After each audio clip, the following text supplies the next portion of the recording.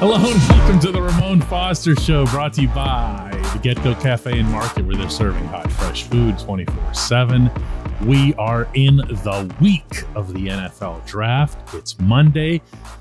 Mike Tomlin and Kevin Colbert spoke today, annual pre-draft thing. Moan, it's real. It's finally here.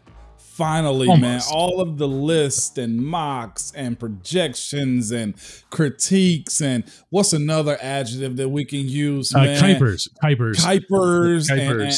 and all of the expert analysts. Yeah, your time is done. The week is here.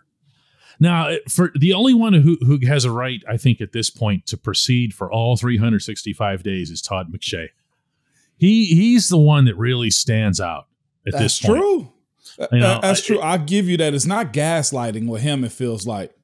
It's the real deal. And anybody who gets the top 7 picks in a row, including the trade that was executed with the team that moved up, which he did last year, hats off, man. You can have draft day 365, you know? He's earned that much, man. And I agree with you, too. I do like McShay. He doesn't have much to sell when it comes down to him doing his job. I'll give him that much credit. Everybody else, it seems to be just entertainment when it comes down to he's not a hot taker. He's actually just doing the job. There's a difference. Which is boring, right? Right. Boring. But it's accurate. With actual information, yeah. You know what I've always heard? When it becomes boring, that means you're doing it right.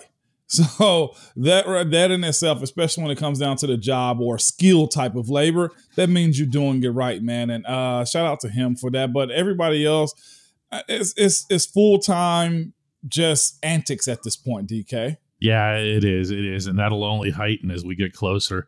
Moan, it was so good to be over at Heinz Field just now. You told me. And to be in a media room there with Tomlin and Colbert and no masks. No, it was just we were in the media lounge at Heinz Field, just like it was nothing, right? Like the old days, huh? Except for one thing. What? There was this genuine, what's the word I'm looking for here? Melancholy's too strong, but there's some emotion there. These guys know they're working for the last time and they'll together. And you could sense that, like, whenever we'd ask them stuff about the draft or procedures, or I asked them about their center depth and stuff like that, they came back just like they normally would. As soon as you asked something about this being Kevin's last year, you could see both of them just kind of get a little like this. And they talked about the relationship that they have. Mike Tomlin talked about how whenever they go on the road, they have a certain restaurant that they pick when they're in Mobile or Indianapolis. Tell us about that, because there's no way either of these two were going to elaborate on it. No, they won't, man. And this is the thing about coaches and just front office. It's rare, I think, that you find a relationship that they have. I know we throw that word family around, fam, or just the Steelers way around a lot, but it's true. I at the table, it'll be Coach Tomlin, it'll be Kev, it'll be Mr. Rooney. You know what I'm saying? And then, of course, Coach Mitch will usually be around that table. It's the meeting of the minds, man.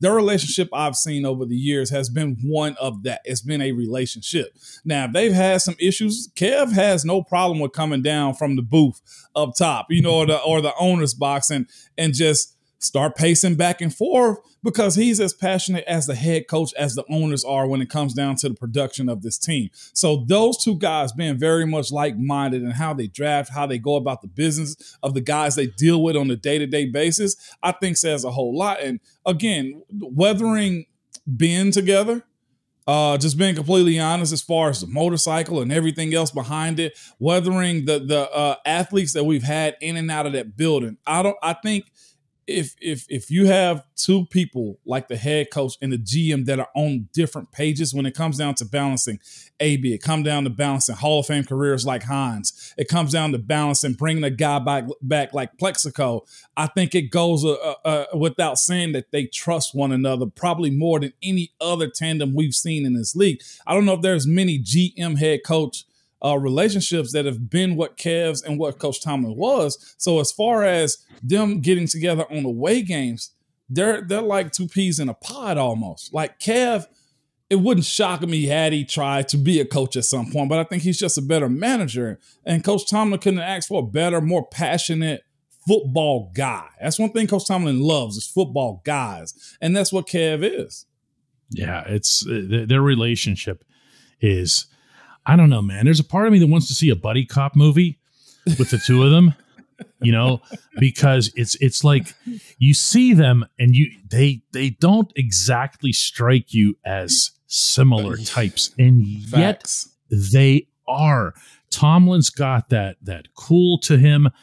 He's got that outgoing, the aggressiveness in terms of his gregariousness. It's aggressive. Yeah. Okay. He's the shouter. Kevin's super quiet. Kevin's in the shadows and everything else. No. Let's hear Kev is with us, different than that. With us, he is. But go ahead. Behind the door, Kev is a very passionate. Like, I've seen him rip into folks as if he was the coach of a team. Like, I've seen Kev say, "Hey, this is how we're going to," like, Kev is it. You've never seen him on the sideline, like, yelling and fussing as far as the flow of the game. Yeah, I'm talking about with us in the reporter world. Kev reminds me of Sopranos. Like that's the dad of them all. Like, you don't want to like get on that other side when it comes down to Kev. Like, Kev and our relationship is very interesting too. It's always been cordial with us. Like, he can always talk to me and we sit there and we do this, but I've seen him with others and you're like, whoa. You understand why he picks the way he picks. You understand why he has a method and who actually comes into that building. It's because that's his attitude. That's how he puts stuff together. I'll say this too, and y'all hold me to it if I can't deliver. We'll have to have Kev on here and just have that conversation of how you went about it. Like, that's one thing that I'm adamant about doing is getting him on this. You'll be breaking new ground if you get him to divulge tearing into people, as I can't even picture. That's because he's not with the foolishness. That's one thing that I've always said across the board, from Mr. Rooney and Ambassador to Coach Tomlin to Kev, is this: don't mess with the flow of the actual game. Do everything that you're doing, but the times that guys have actually messed with the flow of the season, of the game, I've seen for sure Coach T and Kev both be on the same page as far as their approach to it. Well, I can't get enough of the two of them and the dynamic that they have together. The one thing, though, that they have in common, for sure, in all settings, is, my God, are these football people. They are. I mean, I know that sounds like Captain Obvious stuff, but this is what they live, eat, sleep, and breathe, isn't it? It is. And you know what? Shockingly, a lot of franchises don't have that. You say it's normal for us, or it sounds like we're just, broken records saying this. A lot of franchises don't have that, because I've talked to others who say, yeah, we don't have it like that. Wow. When we come back, Ramon's going to reveal in advance, 3 days in advance, who the Steelers are taking with the first round pick. And it's going to be definitive. He totally knows this. Yes.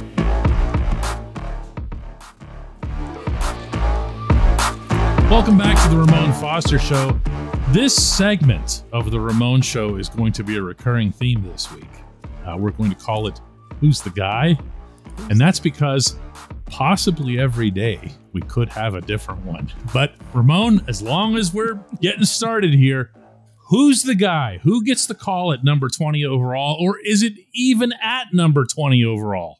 You know what I say? If it's 20, there will be a run of a position. I honestly think there will be Always a run is. of linemen. And I think there'll be a run of wide receivers. And because of that, and because certain teams don't necessarily need a quarterback at these positions, Philly's super early, but I don't see them picking a guy. I honestly do see Carolina picking Kenny Pickett with the 6th overall pick. And I'll say this. When it comes down,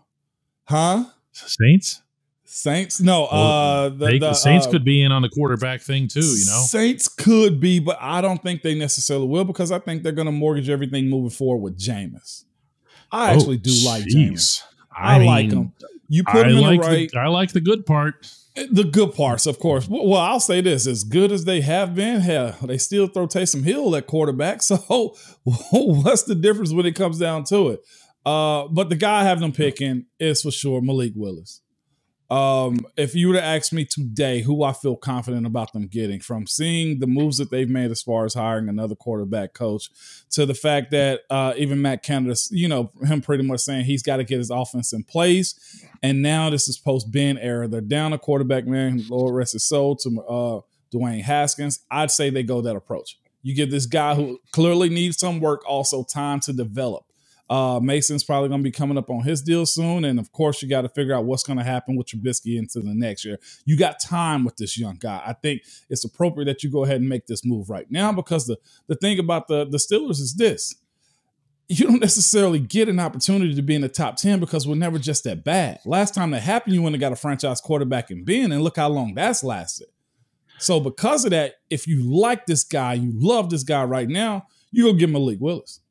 Yeah, that's. I think it's the clear and obvious target, whether or not any of us approves of it.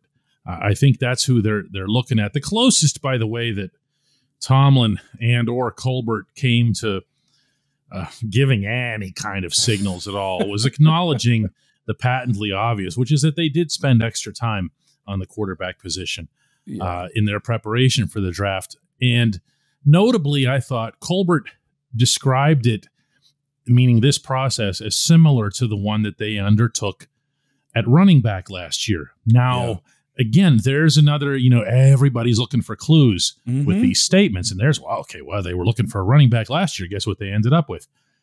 This is a little different. Yeah, but this is different because Najee, I think everybody knew Najee was going to be there. It was either going to be him or Travis Etienne. If somebody was going to take one, going to take the other. Sure enough, they did go back to back. Yeah. But there wasn't anybody in front of them that was going to take a running back in the first round. Okay? No. This is different. And it might involve having to move. It may, and maybe that's part of Kev's last stand too, as far as being the GM for this team. I just don't see him giving up too much, because the guy behind him, whoever that's going to be, maybe B. Hunt, maybe Omar Khan, maybe it's both of them together, maybe it's Louis Riddick. You don't want to put them behind the 8 ball when it comes down to them doing their job. So to mortgage so much away as if you don't have to continue this franchise, this organization moving and staying above the line as far as competing, I can't see them just giving up that much when it comes down to trying to move a few spots to get a quarterback.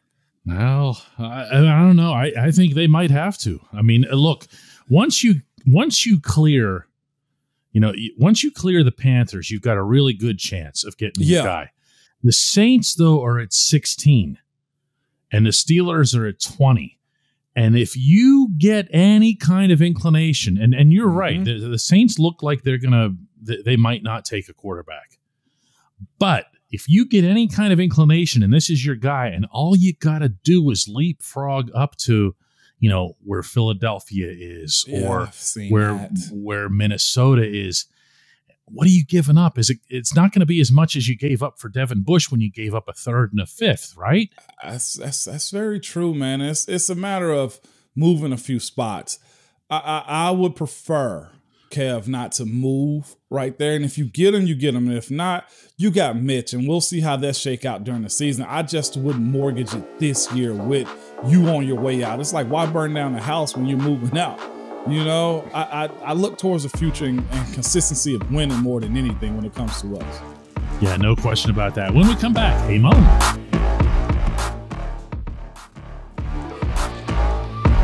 Welcome back to the Ramon Foster Show. It's time for the Hey Moan segment. The only segment anybody really cares about, right, Moan?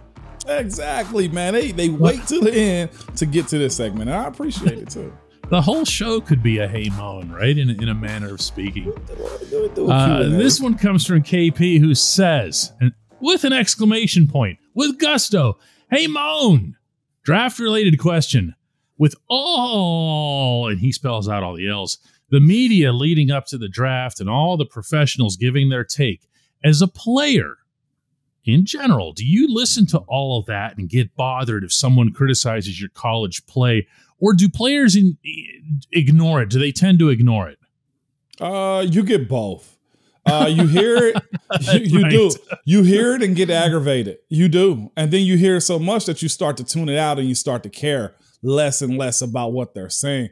The lead up to the draft, man, and I'm sure specifically for the top 10 guys this year. This is what's so unique about it. You can draft almost any of these guys at number 1 through 10, and it will still make sense for each one of these teams. If I told you Aiden Hutchinson was going number 1, you probably go, yeah.